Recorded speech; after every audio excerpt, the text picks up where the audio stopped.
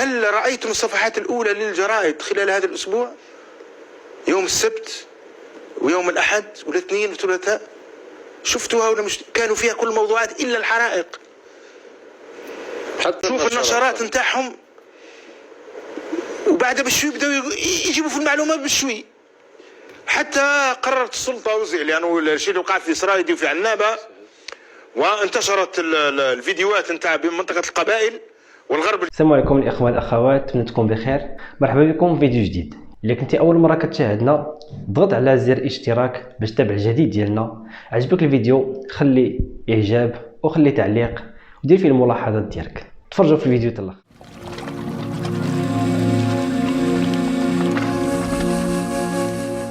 هل رأيتم الصفحات الأولى للجرائد خلال هذا الأسبوع؟ يوم السبت ويوم الأحد والاثنين والثلاثاء، شفتوها ولا مش؟ كانوا فيها كل الموضوعات إلا الحرائق.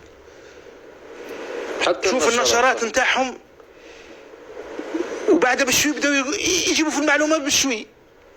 حتى قررت السلطة وزع، لأنه الشيء اللي وقع في سرايدي وفي عنابة، وانتشرت الفيديوهات نتاع بمنطقة القبائل والغرب الجزائري، وظهر للسلطة أنه الحرائق ليست كما كانوا يعتقدون أنه في بعض المناطق. فبدأت تحرك السلطة، وبدأ الإعلام السلطة يتحرك أمس فقط، وبدأت الجرائد تتحدث الآن. هذه المصيبة اللي رانا فيها، هذه كارثة اللي رانا فيها، هذه كارثة. هم يعتقدون أنه كان باستطاعتهم التعتيم على خبر الحرائق. لماذا هو من حيث المبدأ هو يعني أزمة بيئية تحدث في أكثر من دولة في العالم، لماذا الإعلام مكبل مش قادر يغطي؟ لا، ما لازمش تهدر، لأنه راح توصل لنتيجة تحمل المسؤولية السلطة. ماتوا ناس غرقا في وادي الحراج الفايح، وكانت المعلومات تتقاطر. حتى قررت السلطة في الرئاسة أنه يصرحوا لهم شوية يهضروا على نقطة واحدة مثل الآن في الحرائق. هو أداء السلطة الرائع في إنقاذ الأرواح. هذا شو هم يحكيوا لما وصلوا اللي يحكيوا على قضيتين الآن. تروح للخبر، أول ما تكلمت الخبر في العين تاعها بعد من أذنوا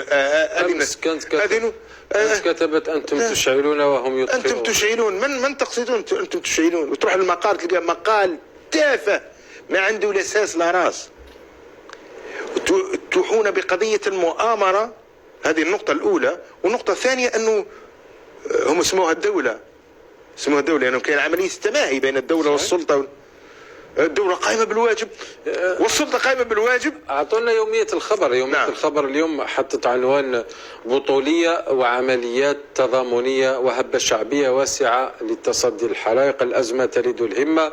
طبعا رئيس الجمهورية يأمر بمباشرة التعويضات والتحقيقات. وصورة كاذبة لكنادير غير موجود. طائرة الكنادير هذه جابوها من جوجل. هذه الطائرة غير موجودة في الجزائر. هؤلاء أناس يكذبون. وهذا العنوان بالذات هو عنوان مضلل. هذه هي المصادرة على الموضوع اللي حكينا عليها المرة اللي فاتت. أنت تقول له ولدي قضية ميزانية وقضية إمكانيات وقضية حماية، قضية محاسبة يعني. رجال الحماية يعانون لحد الآن، ما عندهمش الإمكانيات. هو يقول لك الهمة تلد الأزمة تلد الهمة. والرئيس قال، والرئيس يأمر، والوطن كاتبه ليطا او شوفي دي سيتوان، حاجة كيما هك. هل المطلوب منك انك تكتب شيء هذا؟ هل المواطن الآن اللي راهو قدام الصهد مازالهم لحد الآن، رانا في يوم الخميس 23 جويلية، هذا المواطنين اللي هازين يعني أغصان الأشجار ويكافحوا، هؤلاء اللي خلوا بيوتهم، الناس اللي ماتوا، وناس الحماية المدنية والجنود اللي راهم يواجهوا بالبالة، هؤلاء ما يستناوش في اللي نتاعكم كيما هكا. هذو يستناو عناوين للرفلات تعكس المعاناة نتاعك، تجيب على أسئلتك. هو الإعلام تضغط على المسؤول حتى يؤدي دور أحسن يعني. إعلام اللي ما يطرحش الأسئلة نتاعك وما يحاولش يلقى لها الإجابات، هذا إعلام نتاع التزلف. أنت أشرت إلى نقطة مهمة، قضية التغطية الإعلامية الغربية لما عملت مقارنة. حقيقة هم في لحظات الأزمات تلقى نشرات الأخبار تبدأ بالقصص، يعني يبدأ بقصة لضحية في المأساة هذه أو في الحريق. ماتت طفل، اسمع، أنا نذكر نرجع الكلمة. ماتت بنت في فرنسا والقصة راهي مشهورة، ولقاوها مقتولة وكذا. وكان ماكرون عنده نشاطات نتاعو. صحيح. TF1 فتحت بالقصة هذه، لأنه هذه القصة اللي تبدا المواطن أولا. وفي الحرائق تفتتح طبعا ولحد الآن يا جماعة الخير روحوا شوفوا TF1 اليوم والبارح يفتحوا بماكرون. قام بزيارة. تتمسخر بيا أنت؟ الناس تموت في عنابة وأنت معقب لي 4 أو 5 مواضيع للنشاط، نشاط الرئيس، وبعض النشاط تافه عادي قاع بروتوكولي. يا سي محمد، فوتوا أول أمس نص ساعة كاملة الرئيس يستقبل في السفراء. صحيح. السفراء يودعونه. نشاط بروتوكولي. طيب وش يجيب لك الخبر؟ استقبل رئيس سفيرة سلوفاكيا وكان كذا كذا، ويجيب لك الصور. اوكي زيد. ويجيب لك تصريح. وبعد يجيب التصريح نتاعها. الناس راهي تموت. ها راهي مدايره حاله. ويزيد فات زاد السفير الاخر. خلاص هذه القصه. وش جابوا شنقريحه، نشاط تاع شنقريحه في مجلس نجيب لك الترتيب تاع النشر حافظها. وانا قاعد نستنى يا صاحبي وراي الحرايق. اني لانه او يدك في التليكوم تفرج في النشره، ويدك في التليفون تشوف المواطنين واش راهم. تجيني فيديوهات من بجايه من تيزي وزو ومن سكيك دا في هذاك اليوم. الدنيا تحرقت. واول الحال الاخر البيانات نتاع الحمايه المدنيه عندي في التليفون نقرا فيها، نشوف النشره شنقريحه يكرم في نتاع. السلام عليكم ورحمة الله تعالى وبركاته. زيدونا هذه الصور يعني وصلتنا من واد البيض، بلدية الضايا بمضحوة في ولاية غرداية،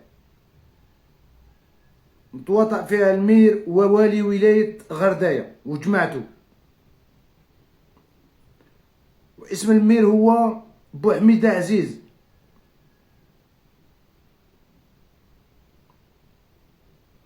واسم اللي يفرودي هو أولاد إبراهيم خاضير.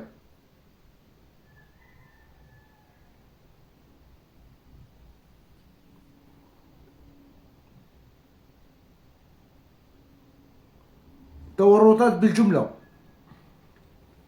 مثل ما تكلمنا لكم على الوالي ولاية غرداية، أنه تورطات بالجملة مع مدير الأمن الداخلي اللي هو متورط معاهم في قضايا عدة ومختلفة.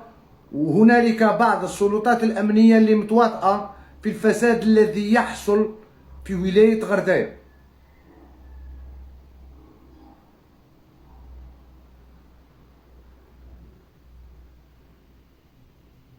وهذا مدير الموارد المائية هو حليس عبد الرحمن، والمير هو بوحميدة عزيز، متورطين مع الوالي. كما هضرنا وقلنا لكم بلي ابن الوالي يعني يجيبوا الرمل من الغواط ومانعين ابناء غرداية من الاستثمارات مع البروتوكول تاعو ما يدخلكش كاع عنده، يضرب كاع كل شيء عرض الحائط. والوالي متورط لانه وليدو يخدم مع المقاولين. ولحقت الرملة في ولاية غرداية يعني سعرها باهظ جدا، وهما اغتنموا الفرصة أن وليد الوالي يخدم مع المقاولين لبروجي، ومتورط معهم أيضا مدير الأمن الداخلي. المهم تورطات بالجملة، المدراء، الموارد، أيضا مدير الموارد هذا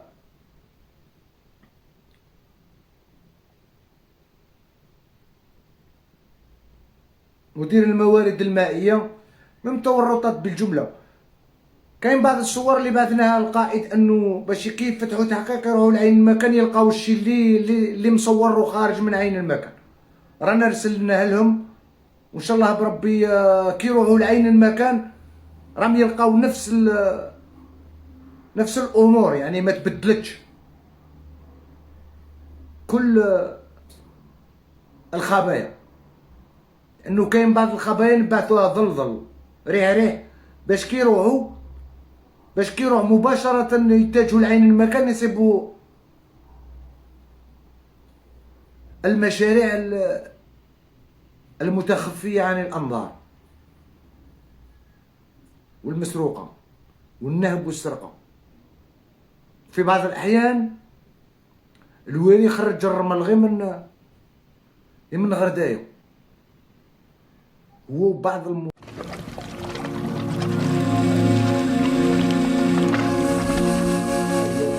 تشاركوا معنا يعني الافكار ديالكم، وحاولوا تخليو الهاشتاغ باش نطلعوا الفيديوهات ديال الصحراء المغربيه. يعني كيف ما كتعرفوا كنتعرضوا لهجمات من الذباب الالكتروني الجزائري. دونك باش نطلعوا هاد القناه، نطلعوا على الفيديوهات ونستمروا، خليو تعليق او تعاليق اللي تما درتوا تعليق اكثر راه مزيان تكون فيهم هاشتاغ ديال الصحراء المغربيه. بالنسبه للفيديوهات نحاولوا نتفاعلوا معهم. علاش؟ على حساب الكوبي رايت. كاين بزاف تاع الناس يعني كيقول لك نخليو الفيديو يتمشى، ولكن المشكل غادي يكون عندنا في الكوبي رايت. الا خليت الفيديو وبقينا ساكتين غادي يضربوا بالكوبي رايت. دونك ضروري خاص يكون واحد التفاعل. المهم صبر معنا.